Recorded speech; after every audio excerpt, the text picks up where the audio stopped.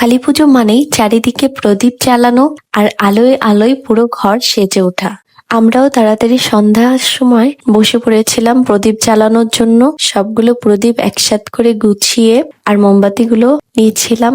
এখন কোন ঘরে কিভাবে সাজাতে হবে সেগুলোই দেখছিলাম। এই তো এটা ঠাকুরের মন্দিরের সামনে একটু স্বস্তিক এঁকে নিয়েছিলাম প্রদীপ দিয়ে। এত সুন্দর লাগছিল দেখতে, অনেক বেশি ভালো লাগছিল। এখন আমরা ছাদে যাচ্ছিলাম, ছাদে গিয়ে কিছু প্রদীপ আর মোমবাতি জ্বালাবো। আর এই হচ্ছে আমার শাশুড়ি মা, উনিও গিয়েছিল মন্দিরে প্রদীপগুলো দেওয়ার জন্য।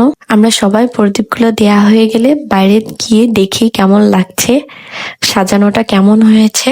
আর এদিক দিয়ে বাচ্চারা বাজি ফাটানো নিয়ে ব্যস্ত থাকে।